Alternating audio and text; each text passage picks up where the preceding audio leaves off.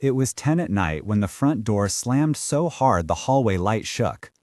If this is your first time here, go ahead and hit subscribe. It really helps me keep telling these kinds of stories.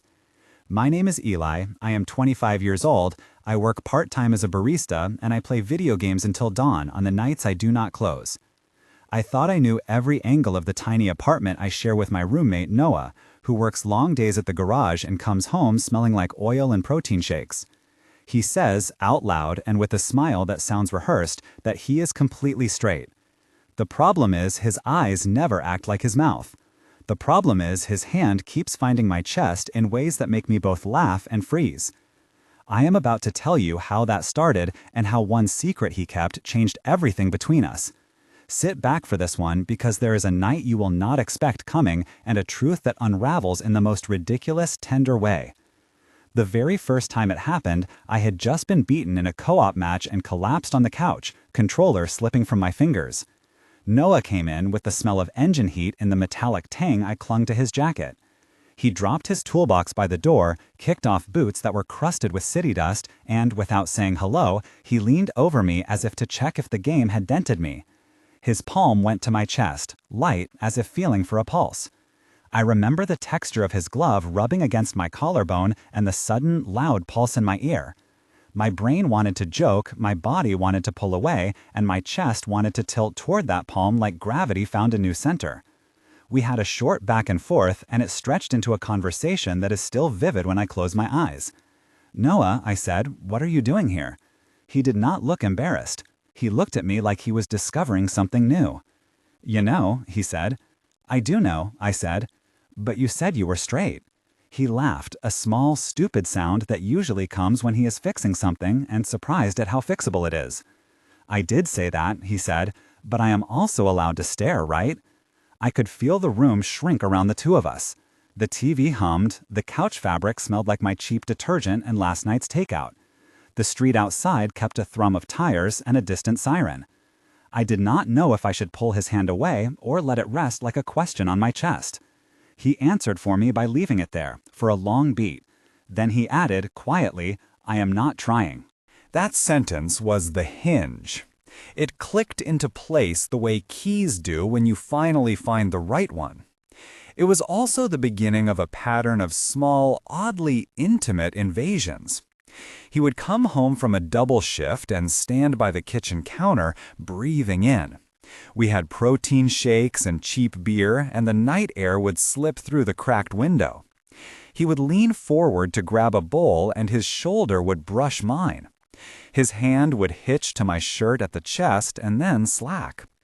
He would murmur non-committal things about his day, and I would listen, cataloging the warmth left where his fingers had rested. The gesture became a rhythm that I began to anticipate and then, dangerously, to crave. My backstory is not dramatic in the cinematic sense, but it is the frame that makes this feel dangerous to me. I grew up as the oldest son of a single mother who worked 2 jobs. I learned to take care of people early and to measure affection by the usefulness of my hands. I played video games because they were a place where things made sense if you learned their rules. I quit a university program halfway through when rent became real and bills started arriving as letters that smelled like official decisions. I learned to be small in household conversations, to let other people take the spotlight because it was less risky than asking for it. There is a comfortable solidity to routines when everything else is chaotic. This is why Noah finding his way to my chest felt like both a breach of my rules and a kindness.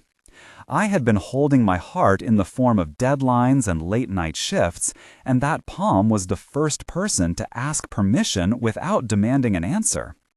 It was not a backstory of one single calamity, but a series of practical choices that left me wary of being noticed and entirely unpracticed at being vulnerable. My life after moving in with Noah had a rhythm. We shared rent, we divided chores with a rough fairness, and we developed a language of small jokes. Marcus, my friend from the local arcade, would text me running commentary about my plays. Jenna, my coworker who runs the morning shift, brought me emergency almond milk and gossip about the shop. Sam, the neighbor from upstairs, left a spare key once when my laundry card died. Priya, the trainer at the gym I sometimes go to, taught me how to do squats without rounding my back. Coach Luis, who ran a community boxing night, told me to keep my chin down and my hands up.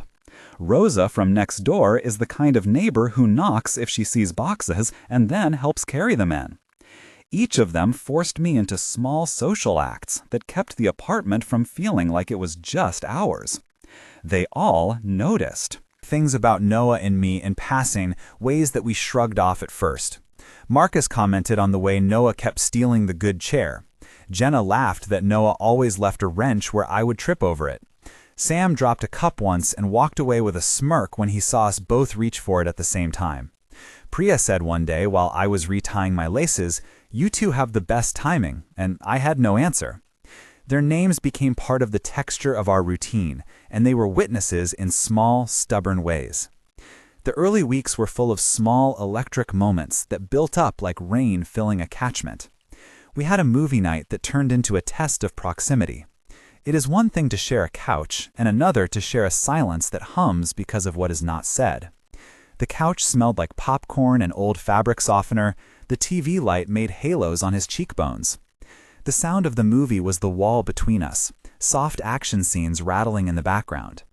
Our dialogue that night spread out like careful steps across ice, and then, without warning, collapsed into laughter and confessions. I remember the couch springing under our weight and the floorboard that complained in the hallway. We exchanged not only words, but glances and touches that counted like small signatures. That movie scene had more back and forth than I expected, and it is worth writing down because it is the kind of dialogue that shows how things shifted. "You ever think about moving out?" he asked. I shrugged. "I like the rent here. The landlord is chill," I said. He watched my fingers on the controller as if they held a cheat code. "Maybe," he said, "we could get a bigger place one day." I snorted. "You and your dream of a place with a garage." He smiled and poked my side. I said, "Stop, you are distracting me." He shifted closer. "You are serious about the tournaments," he checked. He meant my gaming nights and the small tournaments I entered on weekends. I said, "Yeah, it is one of the few things that feels like mine." He paused, and his hand found my chest without the gloves this time and literally rested like it belonged there. He said softly, "That seems like something worth coming home to." I flinched and then let out a breath. I did not know if he was flirting or apologizing or experimenting, and he said all of that at once. At the 35% mark of our time living together, something happened that I want you to think about and to weigh in on. I am going to pause the story to ask a question because your take matters in a way it did not used to. Think about curiosity versus feeling, about someone touching you like they are studying an instrument versus someone touching you because they want to keep you. Have you ever had that ambiguity with someone you live with? Do you think it is possible to accidentally fall in love? Please write down below in the comments either curious or feels, depending on which way you lean. Your answers help other people realize they are not alone and guide what I share next. Also, if you want more of these stories, hit subscribe, because I tell them honestly, and the community here has been a quiet, fierce support. Okay, back to the night that bent the rules. After that movie night, our routine did a small internal flip.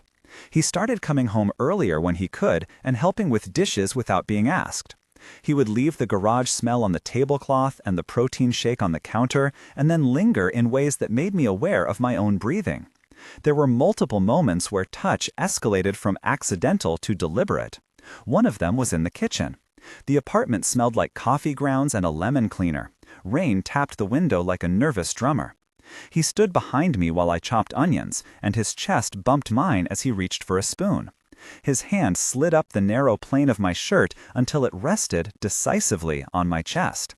I looked at the mirror above the sink and caught both of our reflections, me blushing, him biting the inside of his cheek. We spoke in low exchanges that were half joking and fully charged. "You cutting onions again?" he murmured. I winced a little. I said, "Yeah, I'm cooking us dinner tonight." He said, raising his voice in mock horror, "Since when do you cook?" He feigned outrage. I gave him a spoonful to taste. He chewed thoughtfully and then, with ridiculous solemnity, declared that he could train me to be less dangerous in the kitchen. Then he put his hand on my chest and said, "For real, do you know how bad your heart races when you beat games?" He smiled like it was a test, and I laughed and then went quiet because the feeling was real and complicated. One of the rules I held on to was to never let a third person tilt things too far. That is why when he brought up dating, it felt like a test. He went on a date with someone from the garage, a guy named Ben who wore a watch that was too loud and had a laugh like a chainsaw. Noah said it was casual. He wanted to be seen like everyone else. I watched him put on a shirt with a collar and watched him leave. The apartment smelled of his cologne for the rest of the evening. I told Marcus, who lives 4 blocks over and who had a loud opinion about everything, that I did not know whether to be jealous or relieved. Marcus said, "Be jealous. That is the fun part of being alive," and then insisted I come over to the arcade. Another evening, Priya asked me on a run, but I declined because the thought of Noah with someone else made my stomach clench. The presence of Ben was the kind of test that set off alarms in my chest in a way pure curiosity never did. It made the air thick and required a decision. The test came when Noah returned later than he promised. He came in smelling faintly of Ben's cologne and beer. His boots thudded in the hall, and he dropped a small folded receipt on the table without looking at it.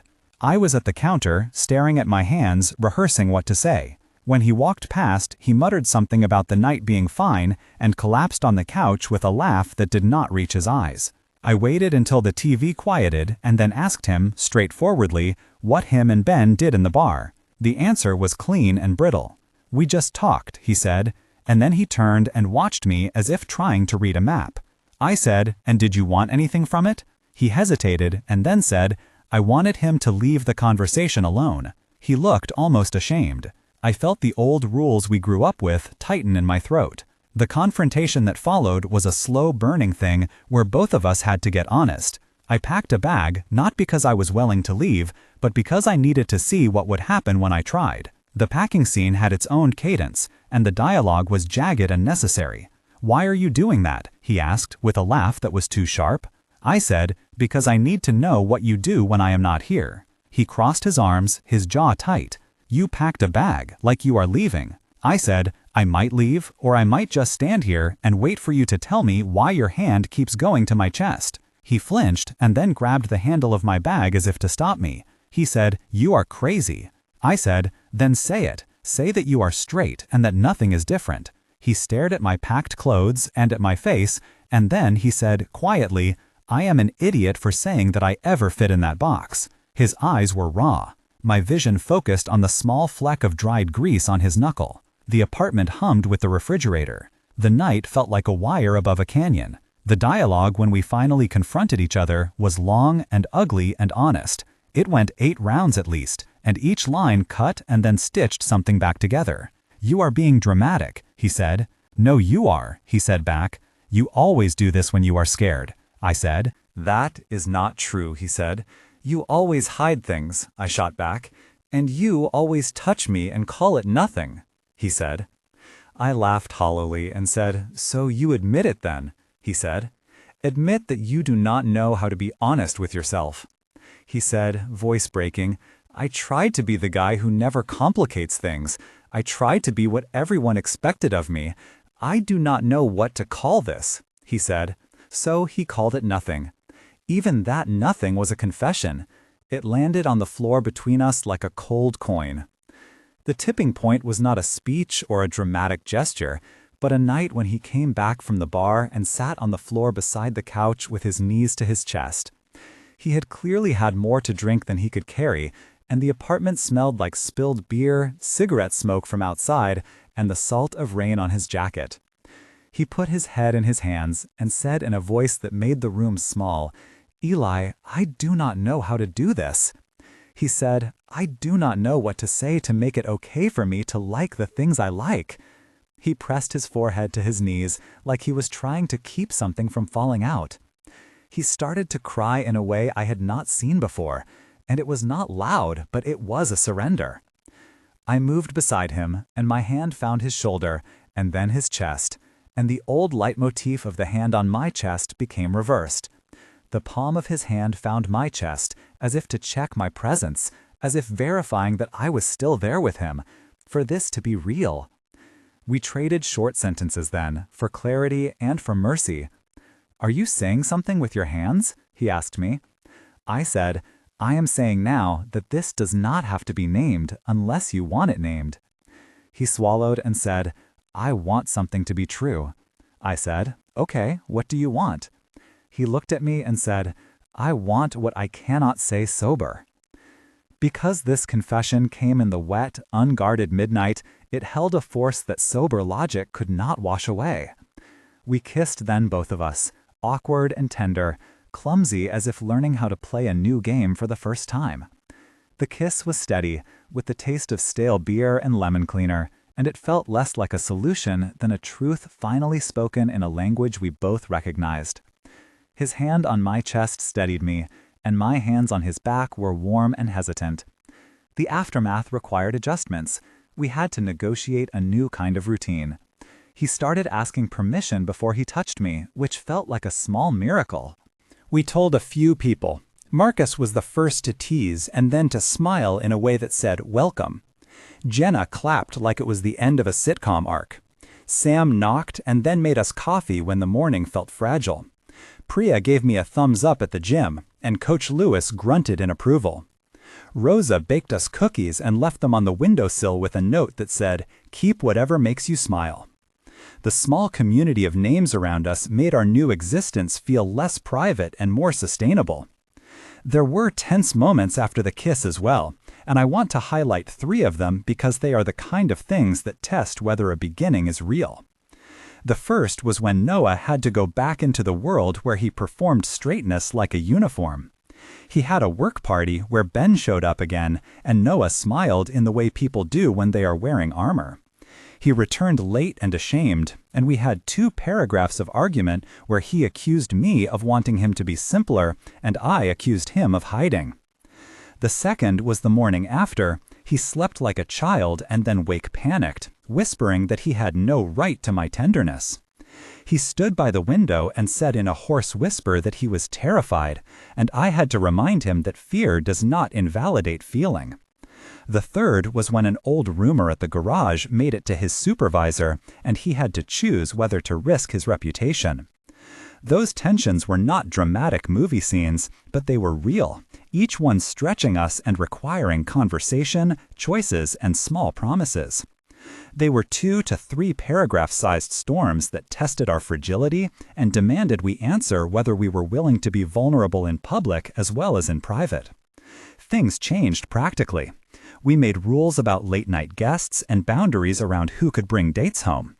We agreed that if one of us needed space, we would say so out loud and not disappear. Noah started to leave little notes on the fridge with stupid cartoons and the occasional apology. I started to set aside time for practice matches. He would sit and watch, not as a critic, but as a person who celebrated the small wins. The leitmotif of hands on chest changed into an intimate shorthand for check-in and consent. The physical habit that had initially made me tremble became a ritual of care. 3 months in the house felt different in the best ways. 1 month after the confession, he came to a small tournament and watched me lose, and then hugged me so tight that my ribs ached and whispered congratulations in my ear. 3 months in, our friends started to joke that we were practically a startup company because we coordinated our schedules, like project managers. 6 months later, he was helping me move furniture with his grease-hardened hands, and I was making playlists for our Sunday mornings. The epilogue is not a tidy contract, it is a series of small continuations. In 1 month, we had learned to ask before touching in the mornings and to leave a cup of coffee on the nightstand if the other was going in early. In 3 months, our circle of friends adjusted without drama, and several people who mattered to us offered their awkward but genuine congratulations. In 6 months, we started to refer to the apartment as ours in a way that felt less like a possessive and more like a promise. If you are still reading, thank you for staying with the messy parts. To recap, I started with a roommate who insisted he was straight and who used his hands like a language that did not match his words. We lived with small, repeated touches and long conversations, we faced tests that involved other people and work reputations, and we finally reached a moment where truth arrived in the form of a quiet, drunken confession and a sober willingness to change. Our resolution was not fireworks and declarations, but a slow building of habits that honored consent and curiosity. We became a team that figured out how to make schedules, how to keep each other from burning onions, and how to be present when one of us cracked. If this story touched something in you, comment below with curious or feels and tell me whether you think he knew earlier than he admitted. If you want more of these roommate stories, subscribe and share, because it helps this community grow and it reminds people that messy beginnings can become steady homes. Sometimes the most honest thing is not a label, but a hand that keeps coming back to your chest to check that you are still there for it.